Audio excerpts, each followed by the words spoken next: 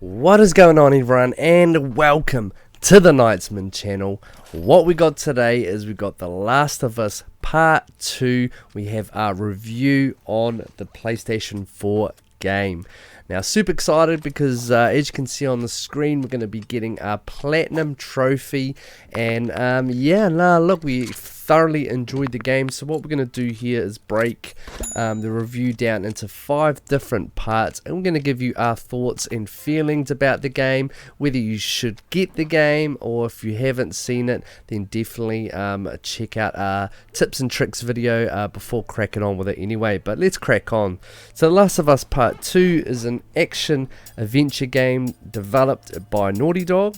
Our first component of what we're going to break the game down into is the gameplay, and we're going to give each of these different sections a score out of 10, and then we're going to give our final verdict on the game at the end. So definitely stick around throughout the entire thing if you're interested to see what's going on anyway.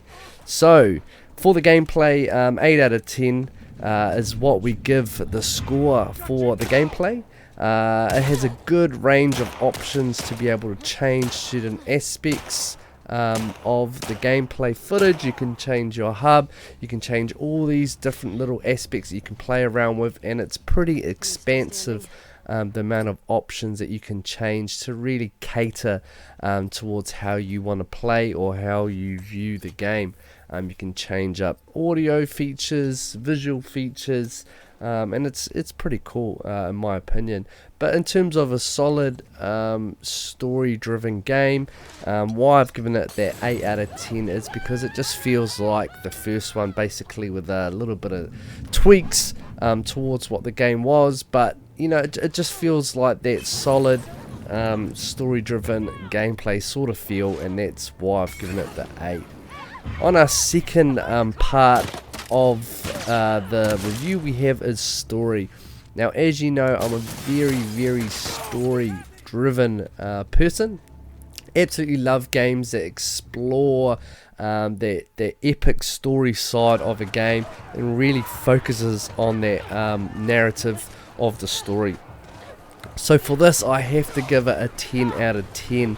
And I do that because a lot of gamers in 2020 have really, dulled to the fact of a scary game that can give, put people on the edge of their seat, give them that, feeling of being scared, or, just that a thriller moment, if you know what I mean. So like being chased by zombies, or, viewing a freakish sort of monster or animal that's chasing you down. You're a bit dull to the fact that, you might not get as scared as what you used to get, either as a kid or just because a lot of these games are coming out with very similar kind of storylines. But however, this game really managed to get that right drama and, have those heavy choices, so they aren't afraid to push boundaries. So for instance, walking into a room full of weed, kissing the same-sex partner, or straight up killing an enemy. I'm not going to give too much away, but there's like certain stuff in the game that they do which they haven't put a PG button on it, and they're not shying away from the fact that they are tackling some of these things that games just wouldn't do. So I commend them for doing that, because it really adds that sense of human, if you know what I mean, that human experiences, that emotions that come along with these certain aspects that they add into the game. But The Last of Us also leaves out crucial decisions which games usually put into players' hands, but they remove that from us, which then we can't blame ourselves about making those choices, but rather blame the characters. And that kind of gives an audience a bit of insight into the characters, either they're good or they're ill sort of characters that they build in, the way they kind of go about things anyway. So definitely in terms of story, it's very a powerful thing, being able to capture someone from the very start until the very end. And that's what games kind of want to do with these stories. They want to entice people into being bought into the idea of a storyline that's just going to be able to make multiple games off, because obviously this is the second game. So I think they've done a really good job into capturing our emotions, letting us connect with the characters, seeing that they too have a huge fight on their hands, getting to where they were, to where they are at the end of the game. I aren't going to give too much away in terms of spoilers. But look, I thoroughly enjoyed it in terms of story-wise, and I think they, hit the nail on the head in that regard. So our third section we've got is enjoyability. So I really enjoyed how personal the game had become with the characters and the need to find each other. So that's both the protagonist and the antagonist, which is Abby and Ellie. So I think they've done an awesome job building the story around those two, because they really made some bold moves at the start of the game, and in which that made them tumble down a frenzy of just that will to kind of find that person to get them, or it really is shown on both of the characters. So for me, that enjoyability was quite up there. Because I'm a story-driven person, I was bought into the idea. So every time I turned on that PlayStation, I was ready for a good fight with these zombies, or I was ready to see something that I wasn't really expecting through the gameplay or through the story, which really I thought was refreshing. And it kept my enjoyment through the game from start all the way to finish. So I think they captured my attention over that span of the game, which is why I gave it that 9 out of 10. Now moving on to the next subcategory we have is trophy hunting. Now for this I also gave it a 9 out of 10 because it was a pretty easy platinum, and if you're a trophy hunter like myself, then you love an easy platinum. But there was 26 offline trophies.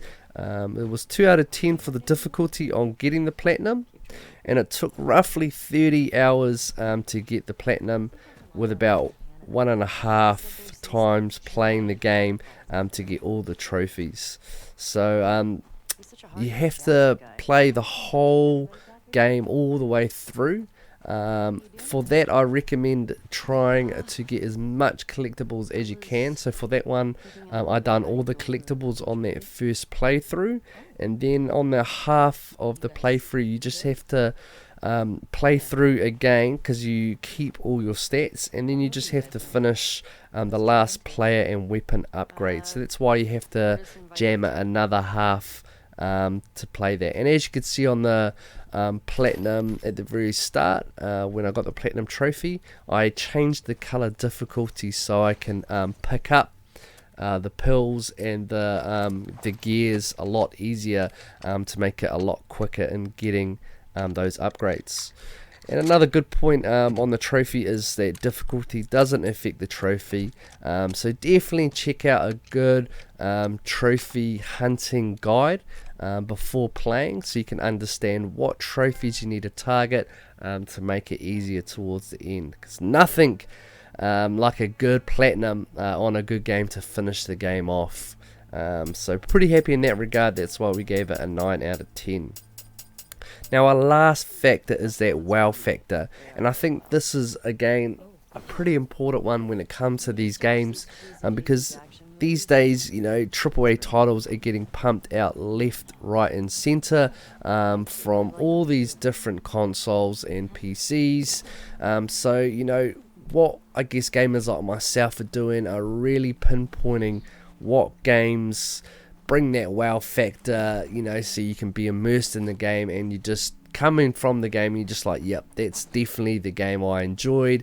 And I think in that category I'm going to give it a 9 out of 10 for it. So it's getting in the high 9s, 8s for a lot of these categories. But that's because for that wow factor, their beautiful scenery, which was brought out from the game. So that's, venturing through subway tunnels, a dinosaur theme park, heavily guarded settlements and cities, or an aquarium where, you're held up at for a lot of part of the game. So, I think they do a good job in immersing the player into these environments, and it seems like when you go from environment to environment, it seems pretty seamless, where it just kind of transitions you in pretty well. And then I think that really does build that picture of like a story from start to finish. And I think what also had that wow factor for me was the things that I said earlier in the story. Those pushing the boundaries sort of styles where they've left or chucked in certain aspects of the game which were thoroughly unexpected. And I think that is what really gave me that wow factor, was adding stuff in which you wouldn't think gamers would add in. So yeah, definitely a huge wow factor on that part. So we're going to go to our total score now. So a total Knightsman score for the game, for the review, is a 9 out of 10. Because the story, has all the makings of a well AAA game. A villain, which is portrayed as Abby, can also be Ellie in terms of a villain. I think those two really a double side of a coin, where they're both similar in the same regard, and they can both transition from the protagonist to agonist.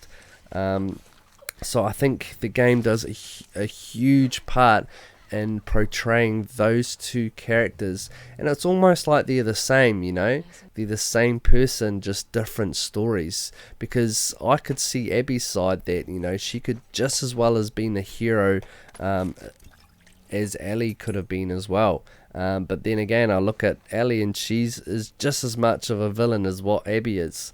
So I think the game really does well with mixing those two characters, and that was showcased through the emotions, through the scenes that set them up, through the different story elements that they put in there, and I just think they've done an exceptional job of building those two characters, and even the supporting characters around them, because I'm not going to give anything away, but I wouldn't discard any of those characters. I felt like I really built an emotional connection with all of them throughout the game, which is hard to do in my opinion.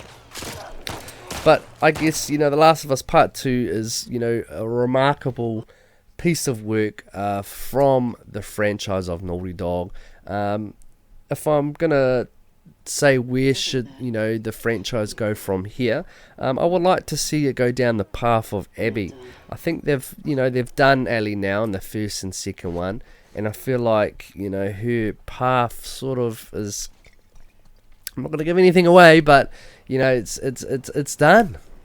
I feel like Abby can be explored, and if that's either in her in her past or in her future when she ends up on the last game. Again, I'm hoping you've played this, but I haven't hopefully given too much away. Just have to see what happens. But yeah, I mean, I want to see where they go from here. Are they going to have a third game? We'll see. I think where it left off was pretty good in terms of the game. I think I felt pretty satisfied with the game overall, especially with that 9 out of 10 score. And yeah, I do fully recommend it to anyone that's interested in playing these sort of story driven games, because they really do push boundaries, and I thoroughly enjoyed it. And it's quite hard sometimes to keep my attention all the way through a game, but no, I think Naughty Dog has hit the nail on the head, and I think they've done a fantastic job of getting this game past the finish line. So yeah, I think those are my thoughts, those are my reactions across the 5 subcategories. I've hoped that you really get as much information out of this video as you can into determining whether to buy the game or not if you haven't played it. I thoroughly think you should. If you haven't played the first one, then definitely get the first one and play that one as well, because they both are definitely connected, and you will build a bit of a connection better if you've played the first and then into the second. But I thoroughly do recommend the game if you're into a story-driven game, and yeah, really deep dive into the environments, deep dive into the characters, just soak up what the game pumps out for you, and I think you're going to have a good ride with it. So definitely thank you very much for watching this video. We do like to provide this value to you into making a decision whether to get it or not, but definitely make sure to hit the like button, subscribe button, bell notification, and yeah, have a good time playing it. Comment down below if you have played it, and if you like this review, or if you want me to do another review on another game. At the moment we've got Ghost of Tsushima, which we're pumping through, so we're going to see a review on that pretty soon, hopefully in the next week. But yeah, stay tuned into our channel. We like to grow it as much as we can. We want to get to 100,000 subscribers, so definitely hit that subscribe button for us. And yeah, thank you very much. That is us. Knightsman out. To the next game.